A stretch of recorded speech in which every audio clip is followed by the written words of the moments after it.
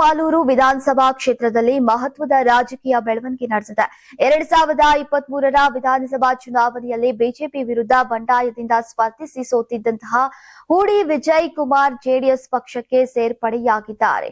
ಬಿಜೆಪಿಯಿಂದ ಬಂಡಾಯವೆದ್ದು ಮಾಲೂರು ಸ್ವಾಭಿಮಾನಿ ಜನತಾ ಪಕ್ಷದಿಂದ ನಿಂತು ಸೋತಿದ್ದಂತಹ ವಿಜಯ್ ಕುಮಾರ್ ಬೆಂಗಳೂರಿನ ಜೆಪಿ ಭವನದಲ್ಲಿಂದು ಕೇಂದ್ರ ಸಚಿವ ಮತ್ತು ಜೆಡಿಎಸ್ ರಾಜ್ಯಾಧ್ಯಕ್ಷ ಎಚ್ಡಿ ಕುಮಾರಸ್ವಾಮಿ ಹಾಗೂ ಜೆಡಿಎಸ್ ವರಿಷ್ಠ ಎಚ್ಡಿ ದೇವೇಗೌಡ, ನಿಖಿಲ್ ಕುಮಾರಸ್ವಾಮಿ ಅವರ ಸಮ್ಮುಖದಲ್ಲಿ ಜೆಡಿಎಸ್ ಸೇರ್ಪಡೆಯಾದರು.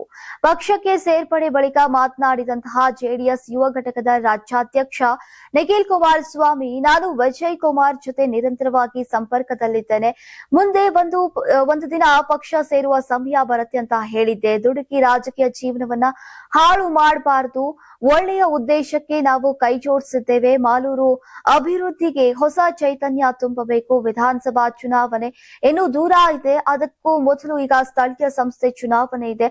ಅದು ಕಾರ್ಯಕರ್ತರ ಚುನಾವಣೆಯಾಗಿದೆ. ಮಾಲೂರು ಕ್ಷೇತ್ರದ ಕೆಲವರು ಕಾರಣಾಂತರದಿಂದ ಪಕ್ಷವನ್ನ ಬಿಟ್ಟು ಹೋಗಿದ್ರು. ಇವತ್ತು ಎಲ್ಲರನ್ನ ಮತ್ತೆ ಪಕ್ಷ ಸೇರಿದ್ದಾರೆ. ಈಗ ಎಲ್ಲರಿಗೂ ಸ್ವಾಗತ ಕೋರ್ತೇನೆ ಎಂದಿದ್ದಾರೆ. ನೀವು ಸಣ್ಣ ಆಗ್ಬೇಕಲ್ವಾ? ಅದು ಒಂದು ಉತ್ತಮ ಆಹಾರದಿಂದ ಸಣ್ಣ ಆಗ್ಬೇಕಲ್ವಾ? ಪ್ರತಿದಿನ ನಮ್ಮ ಜೀನಿ ಸ್ಲಿಮ್ ನ ಯೂಸ್ ಮಾಡಿ ಯಾವುದೇ ಸೈಡ್ ಎಫೆಕ್ಟ್ ಇಲ್ದಂಗೆ ನೀವು ಸಣ್ಣ ಆಗ್ತೀರಾ. ಇನ್ನು 2023ರ ವಿಧಾನಸಭಾ ಚುನಾವಣೆಯಲ್ಲಿ ಮಾಲೂರು ಕ್ಷೇತ್ರದ ಬಿಜೆಪಿ ಟಿಕೆಟ್ ಅನ್ನ ಹೂಡಿ ವಿಜಯ್ ಕುಮಾರ್ ಅವರ ಬದಲಿಗೆ ಕೆಎಸ್ ಮಂಜುನಾಥ್ ಗೌಡ ಅವರಿಗೆ ನೀಡಲಾಗಿತ್ತು. ಇದರಿಂದ ಅಸಮಾಧಾನಗೊಂಡು ಹೂಡಿ ವಿಜಯ್ ಕುಮಾರ್ ಬಿಜೆಪಿ ಬಂಡಾಯ ಅಭ್ಯರ್ಥಿಯಾಗಿ ಸ್ಪರ್ಧಿಸಿದ್ರು. ಇದರಿಂದ ಬಿಜೆಪಿ ಅಭ್ಯರ್ಥಿ ಮಂಜುನಾಥ್ ಗೌಡ ಅವರ ಸೋಲಿಸುವಲ್ಲಿ ಯಶಸ್ವಿಯಾದ್ರು. ಯಾಕಂತಂದ್ರೆ ಕಾಂಗ್ರೆಸ್ನ ನಂಜೇಗೌಡ ಅವರು ಕೇವಲ 250 ಮತಗಳಿಂದ ಮಾತ್ರ ಗೆದ್ದಿದ್ರು. ಒಂದ್ ವೇಳೆ ಹೂಡಿ ವಿಜಯ್ ಕುಮಾರ್ ಬಂಡಾಯವಾಗಿ ಸ್ಪರ್ಧೆ ಮಾಡದೆ ಹೋಗಿದ್ರೆ ಬಿಜೆಪಿ ಗೆಲ್ತಾ ಇತ್ತು. ಹೂಡಿ ವಿಜಯ್ ಕುಮಾರ್ ಅವರು ಜೆಡಿಎಸ್ ಸೇರ್ಪಡೆಗೆ ಸ್ಥಳೀಯ ಬಿಜೆಪಿ ನಾಯಕರು ಮಂಜುನಾಥ್ ಗೌಡ ತೀವ್ರ ವಿರೋಧವನ್ನ ವ್ಯಕ್ತಪಡಿಸಿದ್ದಾರೆ.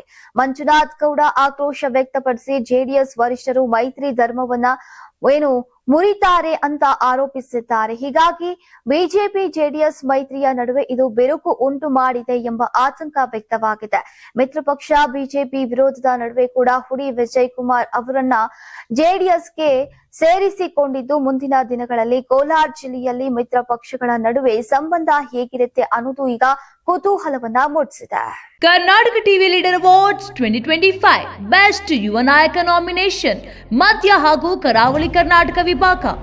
ಬಿವಿ ಶ್ರೀನಿವಾಸ್, ಮಾಜಿ ರಾಷ್ಟ್ರೀಯ ಅಧ್ಯಕ್ಷ ಯೂತ್ ಕಾಂಗ್ರೆಸ್. ವಿನಯ್ ಕುಮಾರ್ ಜೆಬಿ, ಯುವ ನಾಯಕ ದಾವಣಗೆರೆ. ರಘು ಚಂದನ್, ಬಿಜೆಪಿ ಯುವ ನಾಯಕ ಚಿತ್ರದುರ್ಗ. ನಂದನ್ ಮಲ್ಯ, ಯುವ ಮೋರ್ಚಾ ಜಿಲ್ಲಾಧ್ಯಕ್ಷ ದಕ್ಷಿಣ ಕನ್ನಡ. ಅನಿತ್ ಸಿದ್ದೇಶ್ವರ್, ಬಿಜೆಪಿ ಯುವ ನಾಯಕ ಚಿತ್ರದುರ್ಗ ದಾವಣಗೆರೆ. ದಿಲೀಪ್ ಕುಮಾರ್, ಬಿಜೆಪಿ ಯುವ ನಾಯಕ ಚಿತ್ರದುರ್ಗ. ಎಚ್.ಸಿ. ಯೋಗೇಶ್, ಕಾಂಗ್ರೆಸ್ ಯುವ ನಾಯಕ ಶಿವಮೊಗ್ಗ. ರಕ್ಷಿತ್ ಶಿವರಾಮ್, ಕಾಂಗ್ರೆಸ್ ಯುವ ನಾಯಕ ದಕ್ಷಿಣ ಕನ್ನಡ. ಪಿ ರಘು, ಕಾಂಗ್ರೆಸ್ ನಾಯಕ ಹೊಳಲ್ಕೆರೆ. ಚೇತನ್ ಕೆಂಪರಾಜು, ಜೆಡಿಎಸ್ ಯುವ ನಾಯಕ ಚಿಕ್ಕಮಗಳೂರು. ಸತೀಶ್ ಗೌಡ, ಜೆಡಿಎಸ್ ಯುವ ನಾಯಕ ಹಿರಿಯೂರು. ಕಾರೆಹಳ್ಳಿ ಉಲ್ಲಾಸ್, ಜಿಲ್ಲಾಧ್ಯಕ್ಷ youth Congress Chitradurga. Karnataka TV WhatsApp channel ಮೂಲಕ ವೋಟ್ ಮಾಡಿ ಹಾಗೂ ಇವರಲ್ಲಿ ಬೆಸ್ಟ್ ನಾಯಕ ಯಾರು ಕಮೆಂಟ್ ಮಾಡಿ.